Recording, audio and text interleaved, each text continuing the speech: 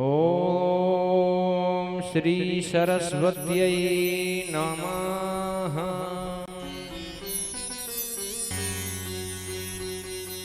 ओम श्री गुरु चरण कमलेभ्यो नमः।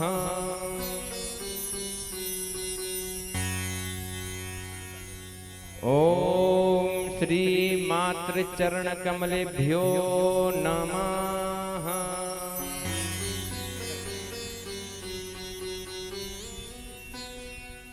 ओम श्री सीतारामाभ्यां नमः।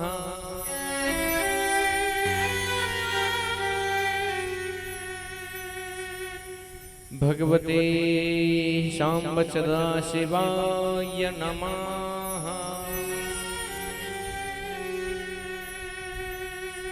श्री पातालेश्वराय नमः।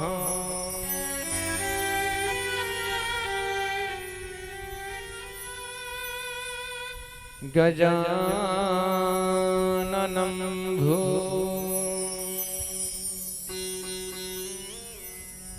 तगडादिसेवितम्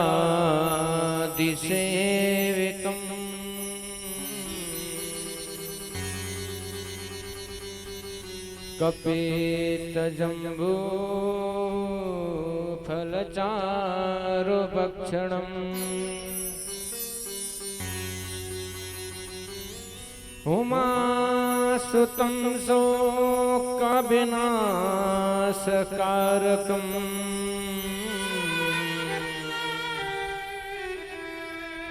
नमामि विघ्नेश्वरपादपङ्कजम्।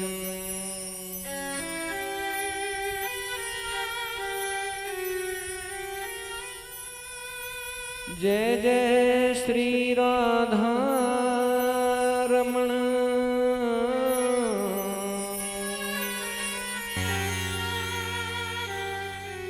जय जय नवल किशोर।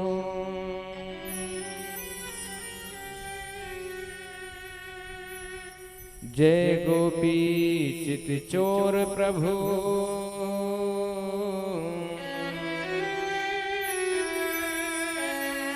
जय जय माखन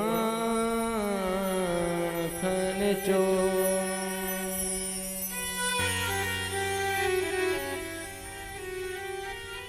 श्री राधे मेरी स्वामिनी और मैं राधे को दान।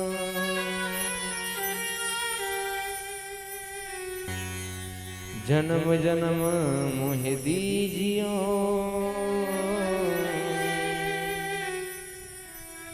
वृंदावन को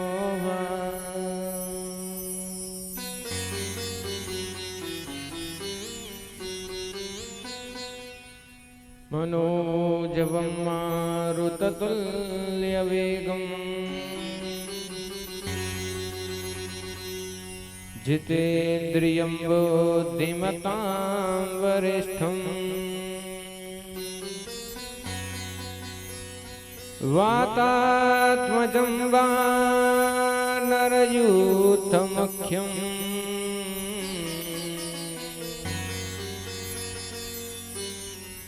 श्रीरामदूतं शरणं प्रपद्ये।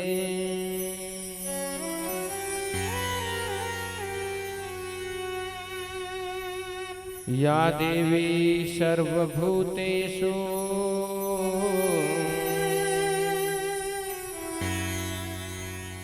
बुद्धिरूपेण संस्थिता नमस्तस्यै नमस्तस्यै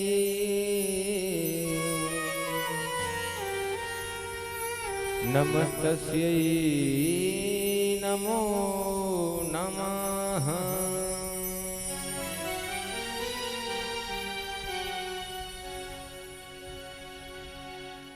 बोलिए भागवत महापुराण की, बोलिए वृंदावन बिहारी लाल की जय, बोलिए पातालेश्वर महादेव की जय, बोलिए देवी मैया की जय, बोलिए सुखदेव जी महाराज की जय, बोलिए परीक्षित जी महाराज की जय, बोलिए व्यास भगवान की जय, जय श्री राधे, जय जय श्री राधे, जय जय श्री राधे।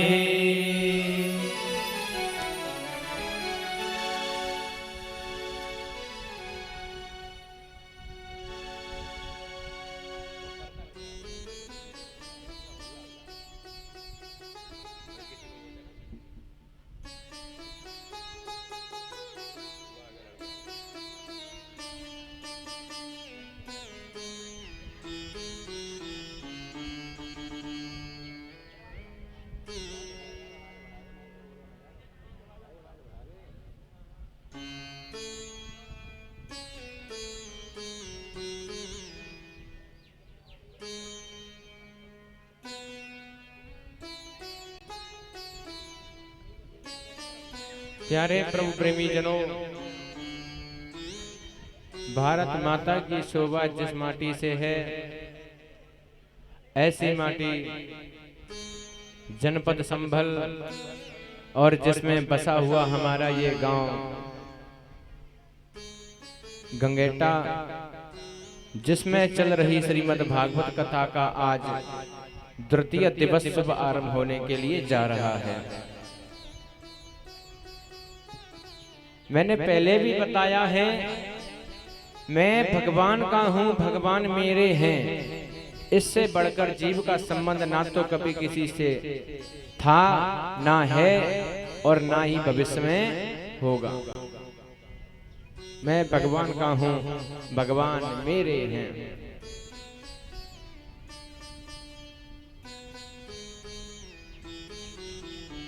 कल हमने कथा श्रवण की। आज की कथा में प्रवेश करने से पहले कुछ क्षण भगवान नाम संकीर्तन करेंगे और उसके उपरांत ही हम कथा में प्रवेश करेंगे।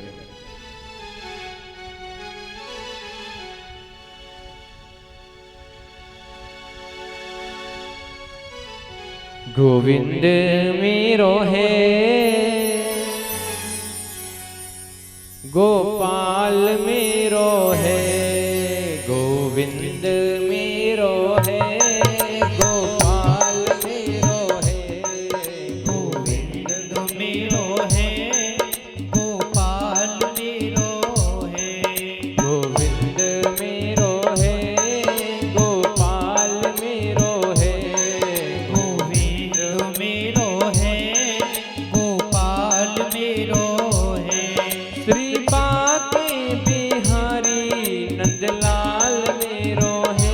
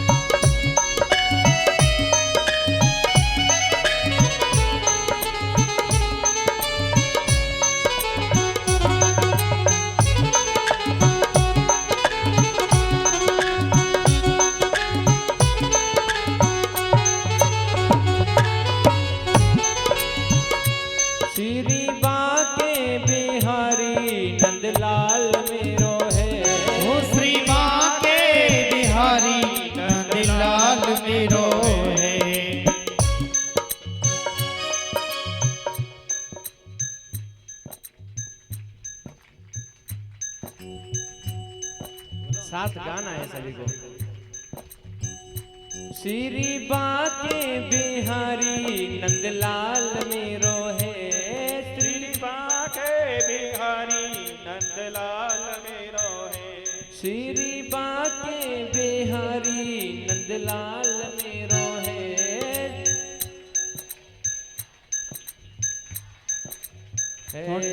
गोविंद मेरो है, गोपाल मेरो है, गोविंद मेरो है, गोपाल मेरो है, गोविंद मेरो है, गोपाल मेरो है, गोविंद मेरो है, गोपाल मेरो ताली है। बजाएंगे भाव से सभी।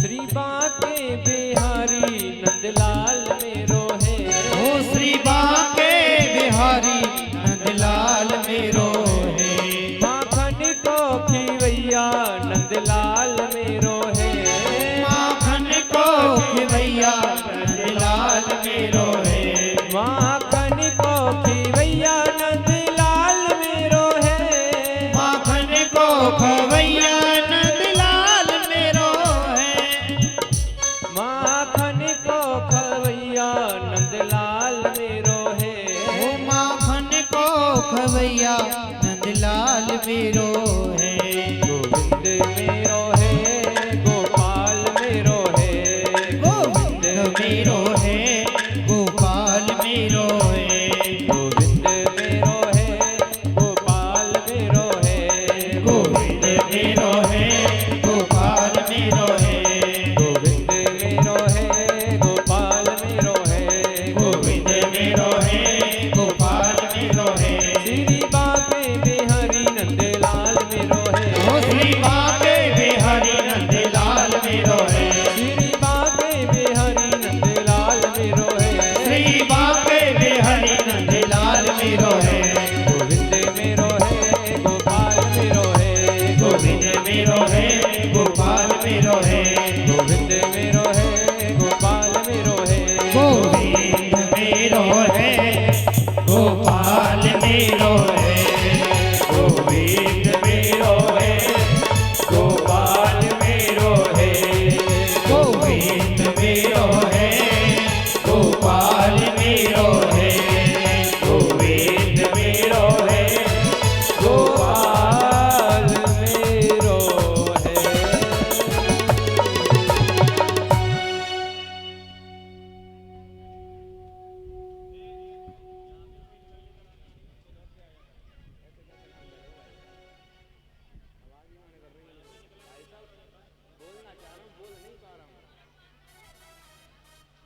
थोड़ा सा गेन भी बढ़ा देना पहले तो भाई, आवाज नहीं बढ़ाओगे तो कैसे बोलेंगे? आवाज की सबसे बड़ी दिक्कत है। बताओ सीटी बोलती है आवाज बढ़ाने में।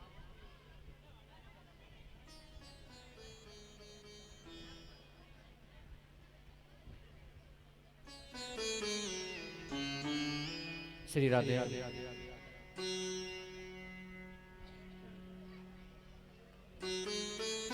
बोलिए गोविंद भगवान की जय।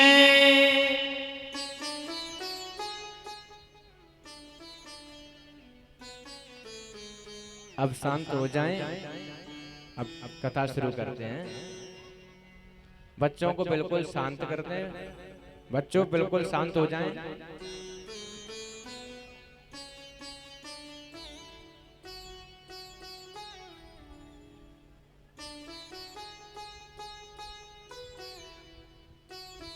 कल हमने कथा श्रवण की, भगवान का 12 अवतार हुआ था। समुद्र से पृथ्वी लेकर के भगवान निकले हैं। कल हमने कथा श्रवण की विदुर विदुरानी की, और कल हमने कथा श्रवण की महाभारत की, जिसमें पांडवों को भगवान ने विजय दिलाई। कल हमने कथा श्रवण की सुखदेव जन्म की, राजा परीक्षित के जन्म की कथा, और सुखदेव जी महाराज सुखताल में परीक्षित को श्रीमद् भागवत कथा का पान करा रहे हैं महाराज।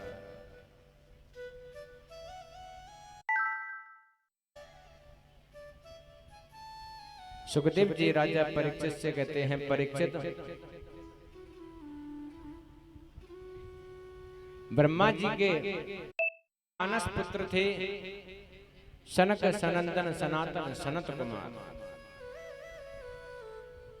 एक पुत्र और भी थे, नाम था जिनका करदम। और ये जो करदम ऋषि जो थे, इन्होंने जो है वन में जाके तपस्या की। कई हजार वर्षों तक इन्होंने तपस्या की।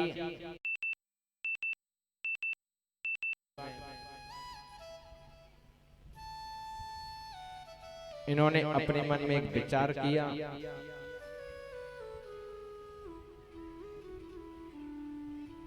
कि हम यहाँ जंगल में अकेले पड़े हैं और संसार में जो मनुष्य हैं विवाह आदि कर रहे हैं, बच्चों के साथ में विहार कर रहे हैं, और हम ये पागल हैं, वन में आकर के हम तपस्या कर रहे हैं। बात समझना मेरी, क्या कहना चाह रहा हूं। कल ही बात चली थी ना, ये उसी के ऊपर है।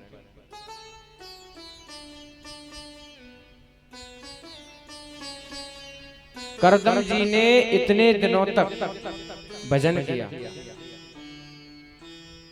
फिर भी मन भटक गया। क्यों हुआ ऐसा? क्योंकि आप जो है, मान उदाहरण से समझना, आपको यहां से जाना है मुंबई, तो आप सोचो अपने मन में कि हम सबसे पहले पहुंच जाएं, तो आप जहाज के माध्यम से चले जाएं। और जहाज के माध्यम से यदि आप चले भी गए, तो बीच में जो आनंद आना था वो आनंद आपने नहीं ले पाया। आप रेलगाड़ी के माध्यम से गए, समझना। तो भाई पहले यहां से आप कहां जाओगे? दिल्ली जाओगे, अलीगढ़ जाओगे, आगरा जाओगे। अच्छा, जितनी जगह जाओगे उतनी जगह को देख तो लोगे ना आंखों से। फिर कोई आपसे पूछे कि आपने अलीगढ़ देखा है, आप कह दोगे हाँ देखा है। वहां क्या है? कोई कहे दिल्ली देखी है, देखिए सब दिल्ली। तो आप रेलगाड़ी के माध्यम से गए, तो प्रत्येक स्टेशन का आपने लाभ उठाया, लुत्फ उठाया आपने। आगरा कैंट को भी आपने देखा, ग्वालियर को भी आपने देखा, भोपाल को भी आपने देखा। ठीक ठीक। आप संन्यास ले रहे हैं महाराज, तो सबसे पहला जो आपका धर्म बनता है वो बनता है कि आप जो है गृहस्थ आश्रम में सबसे पहले जाएं। गृहस्थ आश्रम में सबसे पहले जाना चाहिए। अगर आप जहाज के माध्यम से सीधा मुंबई जाते हैं तो मन भटक सकता है कि हमने बीच वाले स्टेशन तो देख नहीं पाए, अगली बार जाएंगे तो ट्रेन से जाएंगे, बीच वाले स्टेशनों को भी देखते हुए जाएंगे। यदि आपने गृहस्थ आश्रम धारण नहीं किया और आपने सीधा संन्यास आश्रम धारण कर लिया, तो संन्यास आश्रम में जाने के बाद, संत बनने के बाद, तपस्या करने के बाद शायद आपको गृहस्थ आश्रम में आसक्ति हो जाए और गृहस्थ आश्रम में आपको लौटना पड़े। आई बात समझ में?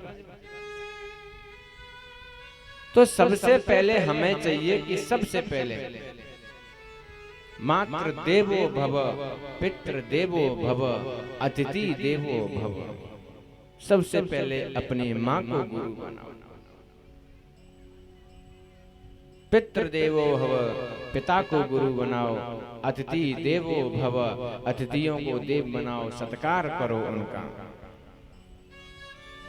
इसके बाद में जब आप गृहस्थ आश्रम धारण करते हैं, उसके बाद में तब आप जाकर के सन्यासी बने तो लौटने के चांस कम रहते हैं। और सीधे ही आप यदि सन्यासी बन गए तो गृहस्थ आश्रम में गिरने के चांस बन जाते हैं। आई बात समझ में या नहीं आई? बच्चों को शांत करें, प्रत्यक्ष उदाहरण देता हूं मैं।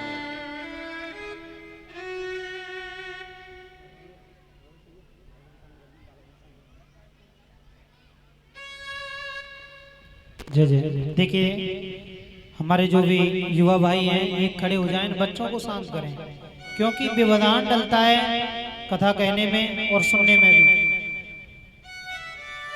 ये जो पीछे बच्चे खड़े हैं इनको नीचे बैठाएं, थोड़ा शांति का दान दें, इन्हें जब नीचे बिठा के रखें। सिरा दे, सिरा दे।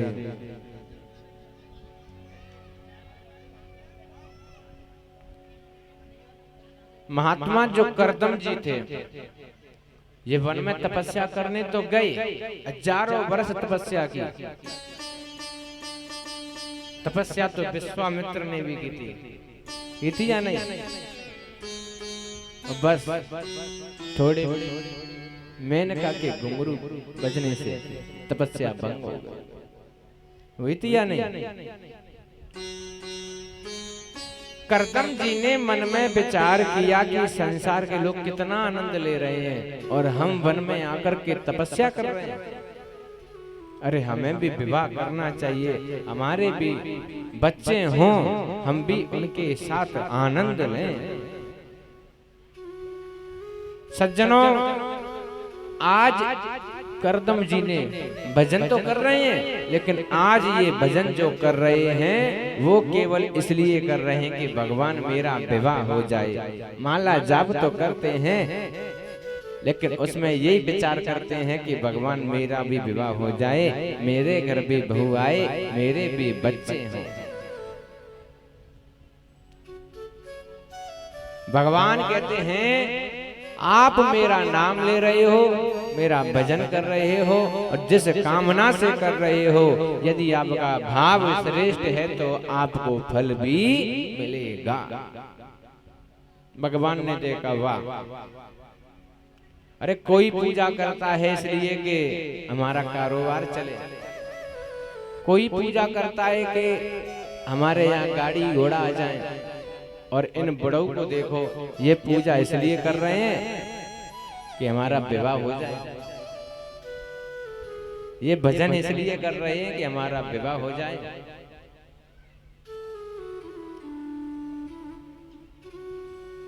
भगवान जो है उनकी तपस्या से प्रसन्न हो गए महाराज। आज ये पहुंचे हैं करदम जी के पास में, और करदम जी से जाकर के इन्होंने कहा कि मैं आपकी तपस्या से प्रसन्न हुआ, आप क्या मांगना चाहते हैं आप मांगिए। करदम जी ने कहा, अब तो बड़ी शर्म लग रही उनको कि मैं कैसे अपने मुख से बोल दूं कि मैं जो ये भजन कर रहा हूं विवाह के लिए कर रहा हूं, मैं जो भजन कर रहा हूं ये विवाह के लिए कर रहा हूं, कैसे मैं बताऊं। लेकिन भगवान तो अंतर्यामी हैं, भगवान तो समझ गए कि आप भजन क्यों कर रहे हैं। भगवान ने कहा बताइए क्या चाहिए। बोले प्रभु कुछ भी नहीं चाहिए। भगवान ने कहा छिपाओ मत, बताइए क्या चाहिए। अगर आप चाहते हो आपका विवाह हो जाए। बोले नहीं नहीं नहीं नहीं, हमें विवाह करना ही नहीं। भगवान समझ गए, मन मन भावे मूड़ी लावे।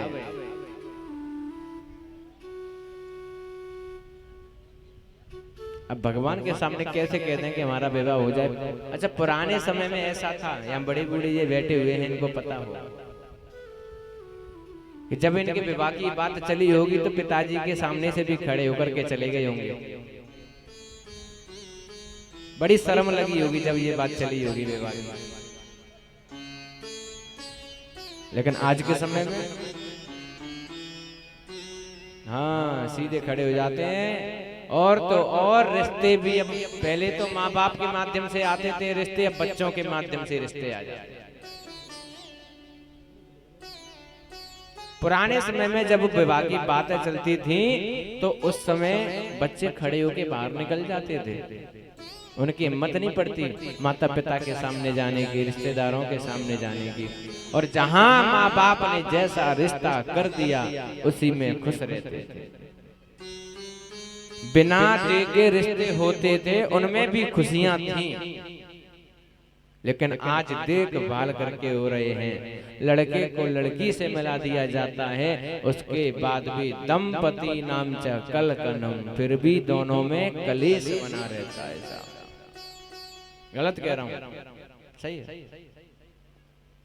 इतना सब देखने के बाद भी फिर भी कलेश है, कारण क्या है? कारण ये है कि सबसे पहला कारण तो ये है कि मन में यदि संतोष है आपके तो आप सबसे बड़े सुखी हैं। दूसरी बात, तुलसीदास बाबा कहते हैं, माता पिता और गुरु की वाणी बिना विचार करे शुभ जानी। माता पिता और गुरु जो हैं ये कभी हमारा अहित नहीं सोचते हैं, ये कभी हमारे लिए गलत नहीं सोचते हैं, लेकिन हमको लगता है कि ये हमारे लिए गलत सोच रहे हैं।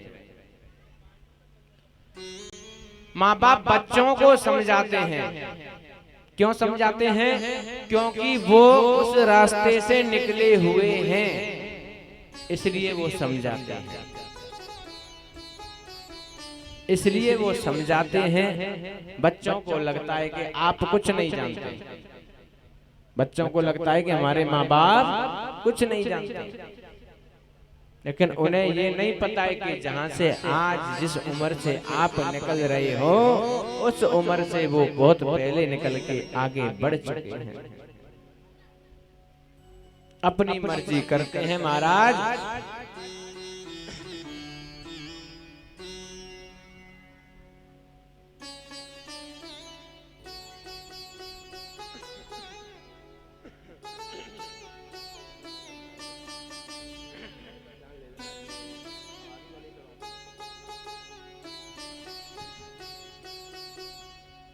और आज भैया माँ बाप की बात नहीं मान रहे हैं बच्चे, तो जो नहीं मान रहे हैं उनके जीवन में तो कुछ क्षण के लिए सुख हो सकता है,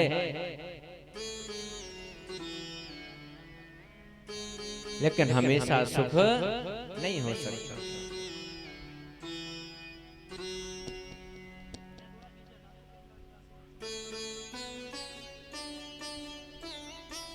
आज भगवान आए, भगवान ने कहा कि यदि आप विवाह करना चाहते तो मैं आपकी विवाह की बात करके आ गया था एक जगह। अब करदम जी ने कहा यदि आप विवाह की बात करके आ ही गए हो तो कोई बात नहीं, कर लेंगे। वैसे मन नहीं था, लेकिन भगवान आपका मन है मेरा विवाह कराने का तो ठीक है, कोई बात नहीं, कर लेंगे विवाह।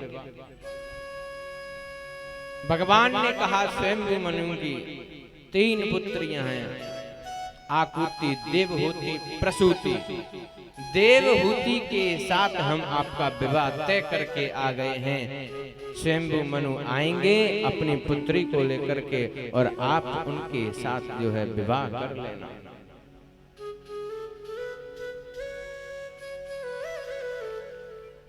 करदम जी ने कहा विवाह तो मैं कर लूंगा, लेकिन मेरी एक शर्त है, जब मेरे एक पुत्र हो जाएगा तो मैं वन में चला जाऊंगा। भगवान ने कहा ठीक है। इधर शंभु मनु आए हैं, देवहूति का विवाह जो है इनके साथ में किया गया है।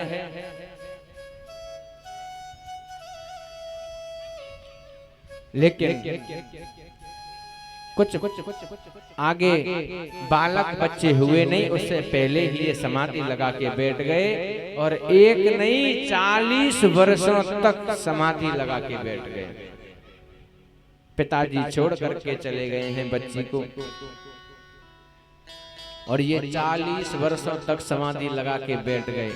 आप विचार करें, आजकल की कोई बहू होती तो घर को छोड़ के भाग आती। 40 वर्षों तक देवहूति अपने पति की सेवा कर रही हैं। एक छोटी सी कुटिया है महाराज, जगह जगह दीमक लगी हैं, सांप के बिल हो रहे हैं, चूहे घूम रहे हैं, कीड़े मकोड़े घूम रहे हैं। उस कुटिया में जो है करदम जी रहते हैं। 40 वर्षों तक समाधि लगाई, 40 वर्षों तक ये कहीं नहीं गई।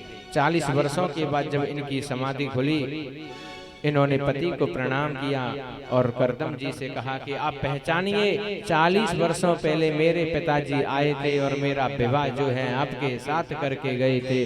करदम जी को याद आ गई। देवहूति से कहने लगे, मैं बहुत प्रसन्न हुआ, मांगिए आप क्या मांगना चाहती हो? बोले मैं कुछ मांगना नहीं चाहती। करदम जी ने कहा, तुष्टो हमद्य तव मान विमान दाया शुश्रूषया परमया परया च भक्त्या। मैं बड़ा प्रसन्न हूँ देवी, मेरे लिए तुमने इतने कष्ट सहे, तुम्हारा शरीर पूरा सूख गया है, मांगिए। देवहूति ने कहा मैं कुछ नहीं मांगूंगी। करदम जी ने कहा, देवहूति आप अपने नेत्रों को बंद कर लो। और जैसे ही नेत्र बंद किए, करदम ने कहा नेत्र खोल करके देखो।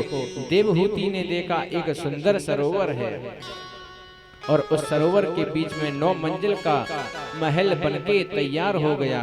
हजारों आभूषण हो गए, सैकड़ों दास दासियां हो गई। देवहूति को ले जाकर के करदम जी ने उस सरोवर में स्नान किया और देवहूति तो हो गई हमारी 16 वर्ष की और करदम जी हो गए 20 वर्ष की। जो सुख वैभव देवहूति ने अपने पिता के घर नहीं देखा था, वो आज सब करदम जी के यहाँ देखने को मिल रहा है। कहने का भाव ये है कि तप में इतनी शक्ति होती है। ये सब तप के माध्यम से हुआ। कालांतर में महाराज देवहूति के पुत्र नहीं हुआ। पहले इनका करदम जी ने बोला था ना कि मेरा एक पुत्र हो जाएगा तो मैं वन में चला जाऊंगा। पुत्र हुआ नहीं, 9 कन्याएं हो गई।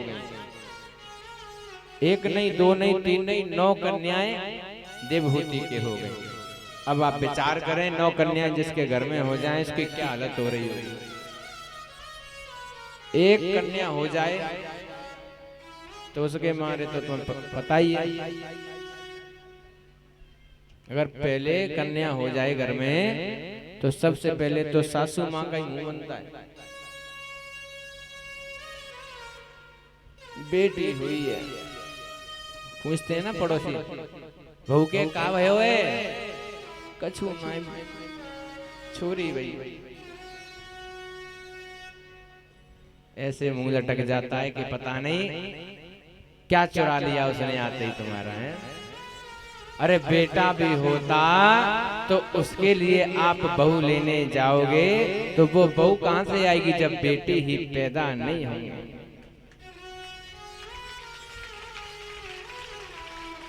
कहां से आएंगे बताइए। अरे जो आस आप लगाते हो बेटों से और उस आस को पूरी कर देती हैं बेटियां। अरे उगाए जाते हैं बेटे और उग जाती हैं बेटियां। पढ़ाए जाते हैं बेटे लेकिन पढ़ जाती हैं बेटियां। हम आस करते हैं कि हमारे बेटे हमारा सम्मान करेंगे, हमारे बेटे हमारा बुढ़ापे का सहारा बनेंगे, लेकिन इन पे खरी उतरती हैं हमारी बेटी।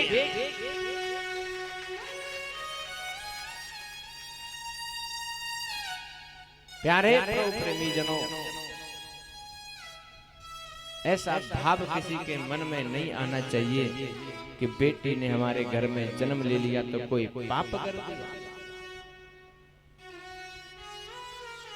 नहीं, एक समय वो ही आ जाएगा। कौन सा?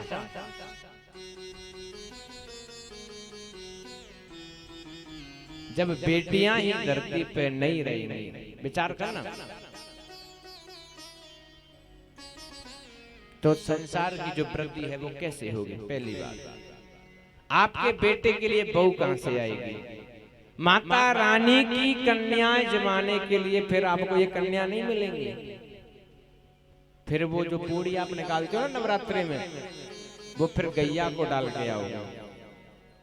और जो बेटियों से इतना जल रहे हैं, जो बेटियों का ही सम्मान नहीं करना जानते हैं, तो मैं समझता हूँ वो गैया मैया का भी सम्मान नहीं कर पाएंगे। तो ना वो पूड़ी तुम्हारी गैया खाएगी और ना ही ये हमारी बहनें खाएंगी। हाँ, तो ना वो पूड़ी आपकी गैया खाएंगी, ना वो कन्या खाएंगी। जब कन्याएं इस जगत में नहीं रहेंगी तो किसको आप अपनी माँ बोलोगे? और अपनी इस कलाई पर, समझ रहे हो, किससे राखी बंधवाओगे? बताइए। रक्षाबंधन के दिन तो फिर बैठे रहना, बैठे रहना। रक्षाबंधन के दिन कोई बहन राखी नहीं बांधेगी। तो सबसे पहले जिनके मन में ये धारणा है बेटियों के बारे में, तो इसको आज ही निकाल करके फेंक, और उस बेटी का सम्मान उतना ही करें जितना आप अपने बेटे का सम्मान करते हैं। क्यों माता जी, सही है? हाँ, उतना ही सम्मान करें। अरे बेटियां बेटों से कम नहीं है।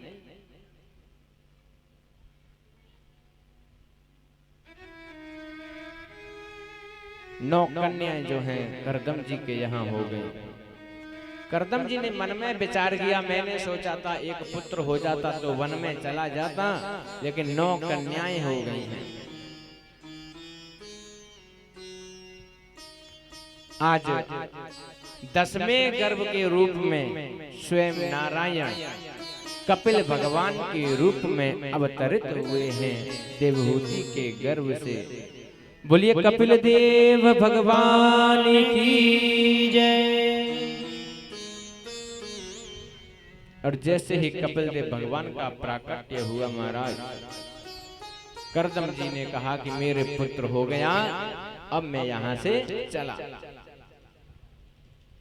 देवहूति से कहा मैं जा रहा हूं भजन करने के लिए, अब आप जानो और आपका बेटा जाए, मैं तो चला। आज कपिल भगवान को मैया ने स्नान कराया, सुंदर सुंदर वस्त्र पहनाए और उसके बाद में चौकी पर बिठाया, भगवान की आरती पूजा की। और भगवान की आरती पूजा की, और जैसे ही भगवान ने कहा कि मैया आप ये क्या कर रही हैं, मैं तो आपका बेटा हूं और आप मेरी पूजा कर रही हैं। देवहूति मैया ने कहा कि स्वयं घर में नारायण भगवान आए हो, स्वयं हमारे गांव में ये भागवत रूपी गंगा निकल के जा रही हो और उसमें हमने स्नान नहीं किया तो हमसे बड़ा मूर्ख कोई नहीं है। तो जो इस बात को समझ रहे हैं वो यहाँ आकर के इस कथा का पान कर रहे हैं, और जो नहीं समझ रहे हैं उनके लिए तो यहाँ यज्ञ करा दो, भागवत कथा करा दो, वो उनका कल्याण होने वाला नहीं है। कलश यात्रा कितनी धूमधाम से निकाली थी, है ना? चैनल पे पढ़िए, आप सभी देख सकते हैं। जिनके पास मोबाइल है वो अभी सर्च करें। वैसे मैं उसके नाम से यहाँ पे स्टिकर लगवा दूंगा चैनल के नाम से। इतनी भव्य कलश यात्रा, बहुत अच्छा लगा देख करके। शाकुंभरी भक्ति धारा आप जब YouTube पर डालेंगे या आप YouTube पे सर्च करेंगे गौरव आचार्य गौरव कृष्ण, बस उसके बाद भी आपको इस कथा की वीडियो और इससे पहली कथा और आगे जो होने वाले प्रोग्राम होंगे उनसे आप हमेशा हमसे जुड़े रहिए। अभी कलश यात्रा की जो वीडियो है आज सुबह ही अपलोड की गई है, वो कैमरा वाले भैया के माध्यम से। बहुत अच्छी इन्होंने ये वीडियो बनाई हेमंत भैया ने, और कथा के लिए भी बहुत परिश्रम कर रहे हैं। यहाँ पे नेटवर्क कम आ रहे हैं तो ये वीडियो लाइव नहीं चल पा रही है, तो इसका ये डी लाइव प्रसारण रात को ही कर देते हैं। तो आपको ये कथा सुननी हो तो आज शाम को ये कथा जितनी रिकॉर्ड होगी ये पूरी चैनल पे डाली जाती है, तो आप इसको सुन भी सकते हैं सभी। कलश यात्रा हुई। कलश यात्रा होने के बाद कलश यात्रा के समय कलश उठाए, कलश वाली कन्याएं गईं, माताएं गईं। उसके अलावा कुछ ऐसी भी माताएं थी हमारे जिन्होंने कलश नहीं उठाए थे, वो भी शामिल हुई। भैया लोग उसमें शामिल हुए। आपने पूरे क्षेत्र में उस कलश यात्रा को निकाला। क्यों?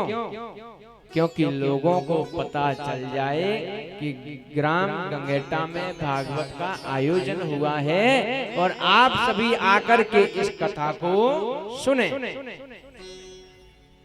लेकिन भैया कुछ तो पापी अभी भी ऐसे रह जाएंगे कि 7 दिन कथा हो जाएगी और उनको एक भी दिन यहाँ आने का समय नहीं मिलेगा। देखो वो माताएं पीछे बैठी हैं। अच्छा, इसको कहते हैं प्यास।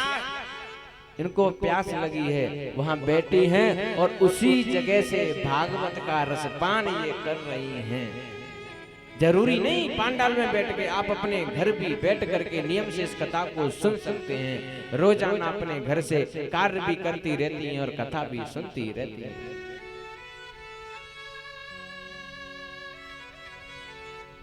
आप सभी, सबसे ज्यादा खुशी मुझे कब होती है जब मैं यहाँ आता हूँ और आप सभी मेरे से पहले आकर के यहाँ बैठ जाते हैं। ये नियम सबसे बड़ा है कथा का कि कथा व्यास के आने से पहले आप यहाँ पहुँच जाएं। ये सबसे बड़ी बात है और ये बात मुझे यहाँ गंगेटा में देखने को मिली तो मेरा हृदय प्रसन्न हो गया कि महाराज आप कथा से पहले आकर के यहाँ सब परिवार बैठ जाते हैं। ये किसके लिए बजाएंगे? मेरे लिए, अपने लिए? हाँ, अपने लिए बजा लो, मैं तो कम हूं। अपने लिए भी आप बजा लिया करो और मेरे लिए भी। हमारी टीम कम है ना। कह दो वृंदावन बिहारी लाल की जय। आज देवहूति ने कपिल भगवान को चौकी पर बिठाया और उनसे प्रश्न कर रही हैं कि प्रभु ये बताइए कि ये जो हमारी इंद्रियां हैं हमें अपनी ओर खींचती हैं। आंख कहती है कि हम अच्छा देखें, कान कहते हैं हम अच्छा सुने, जीभ कहती है कि 56 भोग खाएं। ऐसा क्या किया जाए जिससे इन पे हमारा दमन हो सके? कपिल भगवान ने कहा आपका जो भी खाने पीने का मन करता है आप भगवान को अर्पण करें और उसके बाद आप उसे पाएं।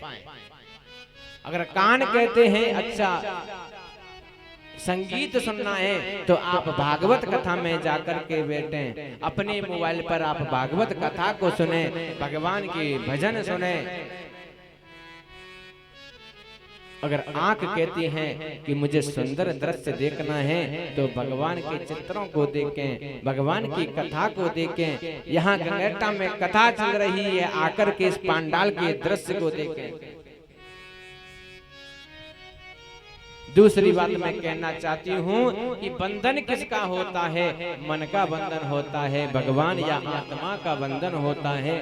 कपिल भगवान ने कह दिया है कि आत्मा का तो बंधन होता ही नहीं है। नैनम छिंदति शस्त्राणी नैनम छिंदति पावका। आत्मा को ना तो शस्त्र से मारा जा सकता है, ना ही अग्नि में जलाया जा सकता है। नैनम छिंदति शस्त्राणी नैनम छिंदति पावका। आग से भी नहीं जलाया जा सकता इसको। तो इसलिए आत्मा का तो कोई बंधन नहीं होता है। आज आत्मा हमारे शरीर में है, कल ये ही आत्मा किसी और के शरीर में पहुंच जाएगी। बंधन यदि होता है तो बंधन अपने मन का होता है। मन के हारे हार है और मन के जीते जीत।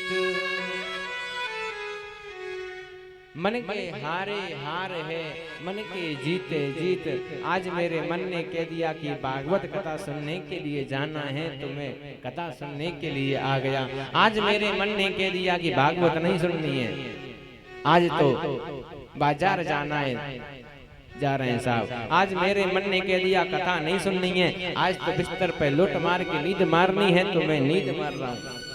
आज मेरे मन ने कह दिया कथा में जाकर के दान देना है तो मैंने जाकर के कॉपी में नाम लिखवा दिया और दान दे दिया। मेरे मन ने कहा कि आज मुझे उसको रोकना है कथा में जाने से, तो आप चले गए और उसको जाके रोक दिया और ये पाप अपने सिर पर आपने कमा लिया।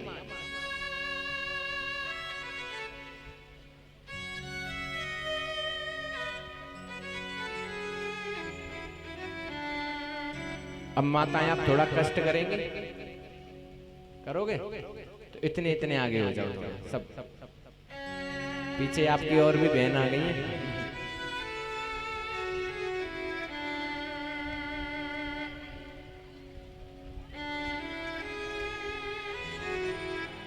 बोलेगा नहीं कोई भी, शांत होकर बिल्कुल।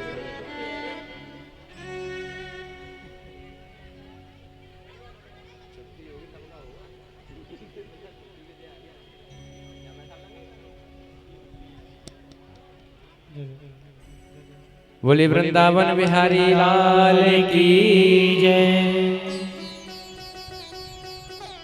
और इसके अलावा भी अगर जगह की जरूरत पड़ती है तो उसका भी व्यवस्था की जाएगी। सामने जितनी जगह है सब में बिछाने का फिर आप प्रावधान करें, जिससे कि भैया लोग सामने बैठ जाएं और माता बहन सभी बैठ जाएं। आज कपिल भगवान देवहूति को समझा रहे हैं। बोलिए मानसिक पूजा हमें भगवान की करनी चाहिए। मानसिक पूजा हमको भगवान की करनी चाहिए, क्योंकि जीव अपना सुख देखना चाहता है, लेकिन ये संसार है, यहाँ सुख किसी को मिलने वाला नहीं है। उल्लू कहता है हमेशा रात बनी रहे और कौवा कहता है हमेशा दिन बना रहे, लेकिन इनके कहने सोचने से ऐसा होने वाला नहीं है। होइए वही जो राम रचिरा। देवहूति मैया ने कहा कि भगवान आप ये बताइए कि आपके लिए उत्तम भक्त कौन है। आज जो है कपिल भगवान कह रहे हैं मेरे लिए तो उत्तम भक्त वही है जो सभी में भगवान का दर्शन करे। तुलसी बाबा कहते हैं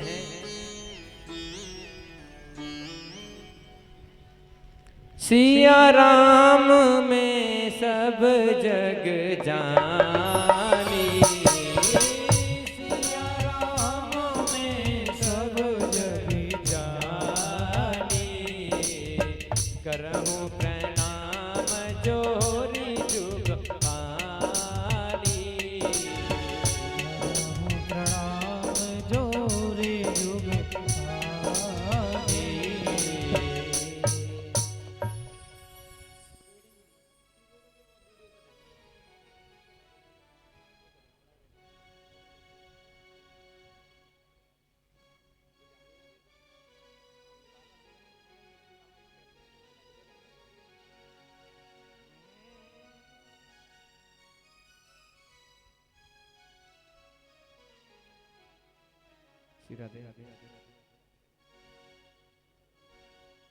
अब थोड़ी घर की बात करते हैं, पर्सनल बात करेंगे हम। माता बहनों ने तो अपना काम कर दिया, पूरा साफ भर दिया उन्होंने तो फंडर। अब ये कल को मुझे पकड़ लेंगे कि आपने कहा था अपनी संग सहेलियों को लेके आओ, हम तो ले आए, तो कहाँ बैठे। कोई बात नहीं, हमारे भैया लोग जितने हैं ना, उनका दिल बहुत बड़ा है, वो अपनी भी जगह खाली कर देंगे आपके लिए, पता है, क्योंकि उनको पता है कि धर्म पत्नी का स्थान धर्म में सबसे पहले होता है। वैसे भी तो कहते हैं लेडीज फर्स्ट है ना, तो आपके लिए प्राथमिकता पहले है, और भैया लोग जो हैं उनके लिए दूसरे नंबर पे है। लेकिन चिंता मत करें, बड़े बूढ़े तो सब यहीं रहेंगे। और भी व्यवस्था है, सामने व्यवस्था होगी सबकी। बहुत हृदय प्रसन्न कर दिया आपने, पता है क्यों कर दिया बताऊं? कि किसी ने ऐसा विचार बनाया कि इतने दिनों के बाद यहाँ कथा हो रही है, किसी की कथा में रुचि नहीं है, ऐसा मतलब लोगों का भाव था। लेकिन मेरा नहीं था ऐसा भाव, क्योंकि मैं अपने से ज्यादा ठाकुर जी पे भरोसा करता हूँ। भगवान केवल मेरे नहीं है, भगवान तो आप सभी के हैं। भगवान मेरे नहीं है, क्यों? ऐसा नहीं है कि पढ़े लिखे के भगवान, नहीं नहीं, ऐसा नहीं है। ऐसा होता तो विदुर के घर भगवान चल के नहीं खाते, गिद्ध को गोद में लेकर के आंसू नहीं बहाते। इससे ये तो पता चलता है कि ये जरूरी नहीं कि भगवान पढ़े लिखे को मिले, ऐसा जरूरी नहीं है। इसलिए मैं समझता हूँ भगवान मेरे ही नहीं, आप सभी के हैं। आगे कथा आएगी परसों, तब और बताऊंगा कि भगवान कितने भाव के भूखे